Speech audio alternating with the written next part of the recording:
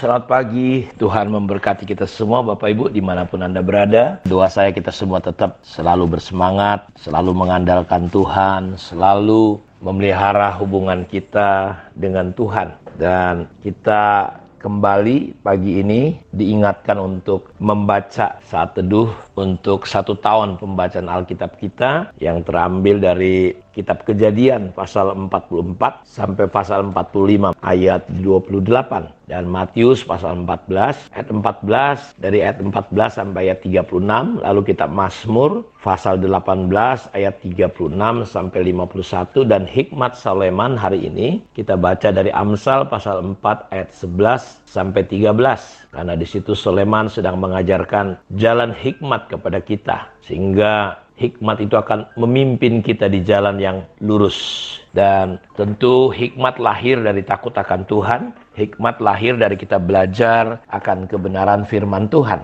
Hari ini kita mau belajar dari ayat hafalan kita Matius 6 ayat 33 tentang konsep kerajaan Allah. Dalam Matius 6 ayat 33, carilah dahulu kerajaan Allah dan kebenarannya, segala-galanya akan ditambahkan kepadamu. Tuhan Yesus memerintahkan untuk pertama-tama kita mencari kerajaan Allah. Ini adalah sesuatu yang penting yang Yesus mau ajarkan. Dan ingat, kerajaan Allah bukanlah agama Kristen. Jadi prioritas kita seharusnya tidak mencari agama, belajar agama, tapi kita sedang belajar kerajaan Allah, kebenaran, sedang mengejar kebenaran. Sehingga kita bukan menjadi orang-orang yang beragama Kristen, sehingga kita di luar kelihatan baik karena agama itu cenderung membawa orang memperbaharui, ya luar-luarnya jadi bagus-bagus. Makanya banyak orang hanya sampai jadi beragama dan kelihatan di luar oke, tapi di dalamnya hancur. Itu yang Yesus celah dari orang-orang Farisi, dari imam-imam besar. Mereka selalu konsepnya agama itu hanya memperbaiki yang luar. Sementara yang luar itu lahir dari yang dalam, dari hatinya, dari pikirannya. Karena itu kerajaan Allah membenahi konsep-konsep kita dari dalam, cara pikir, cara pandang kita. Karena itu ingat, kerajaan Allah bukanlah agama. Sehingga kita sekedar menjadi orang-orang beragama. Jadi kita cari bentuk-bentuk upacara gereja, konsep-konsep gereja, tetapi kita sedang belajar tentang prinsip-prinsip kerajaan Allah. Dan ingat, kerajaan Allah adalah pemerintahan Allah yang memulihkan kembali ciptaan-ciptaannya yang dibebaskan, dilepaskan dari dosa dan segala akibat dosa dan dari segala belenggu-belenggu yang jahat. Jadi ketika kerajaan Allah hadir, maka kerajaan iblis itu harus menyingkir karena dunia sudah dikuasai oleh iblis. Anasir-anasir atmosfer dunia ini diperintah, dikuasai oleh kuasa-kuasa kegelapan. Karena itu kita berperang bukan melawan darah dan daging, tapi melawan pemerintah-pemerintah, penguasa-penguasa, penghulu-penghulu gelap dan roh-roh jahat di udara. Karena itu Yesus datang membawa kerajaannya untuk apa? Mengalahkan kerajaan iblis. Ketika kita percaya bertobat, kita dipindahkan dari kerajaan kegelapan, dari kerajaan iblis untuk masuk di dalam kerajaan anaknya yang kekasih. Dari kegelapan kita dipindahkan masuk kepada terangnya yang ajaib.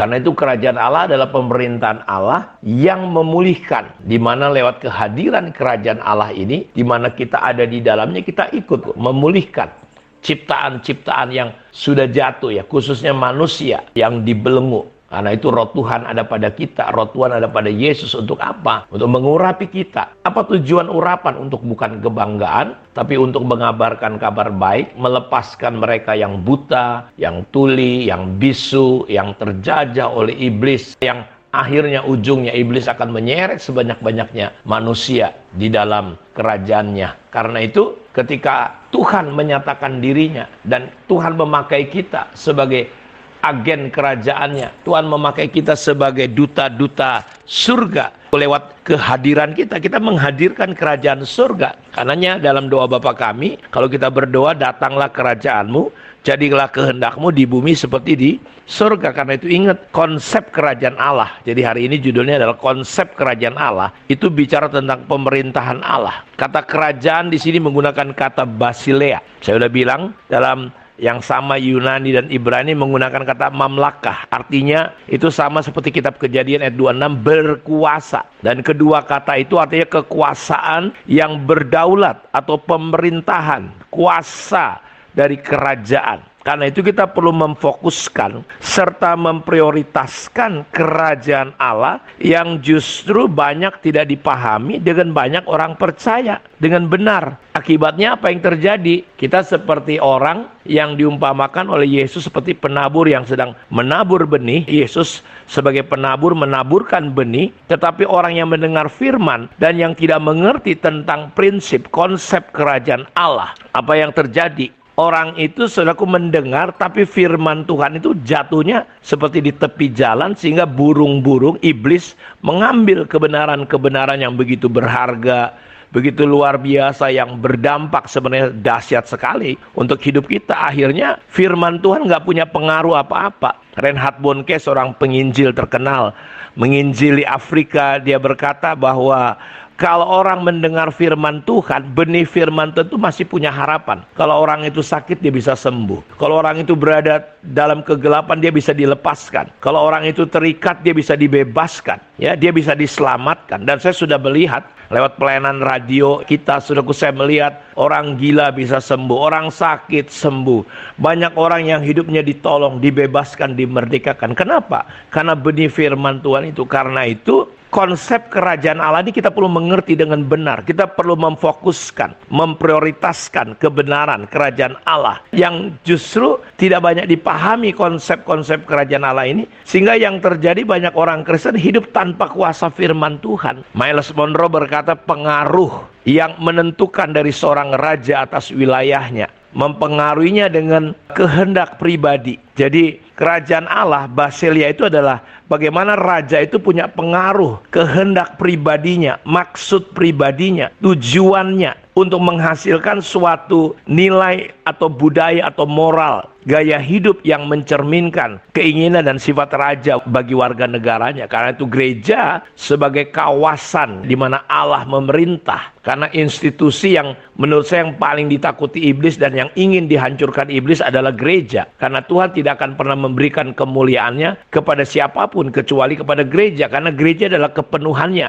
Gereja adalah tubuhnya. Karena itu pengaruh daripada raja di atas segala raja itu diberikan kepada siapa? Kepada gereja, kepada kita anak-anaknya, komunitas gereja. Karena itu bagaimana iblis sedang berusaha supaya gereja boleh ada di dunia, tapi gereja nggak punya pengaruh kerajaan Allah. Gereja nggak bisa berbuat apa-apa, cuma namanya saja cerita tentang Tuhan. Karena kita tahu kerajaan Allah itu bukan cerita, bukan kata-kata, tapi kuasa. Dan bagaimana, saudaraku, supaya definisi konsep tentang kerajaan Allah ini tidak bisa terjadi apa-apa, sehingga gereja tidak bisa dipercaya, gereja tidak punya apa-apa lagi. Karena ada penelitian bahwa kenapa orang akhirnya tidak percaya kepada Yesus setelah sekian ribu tahun Injil diberitakan.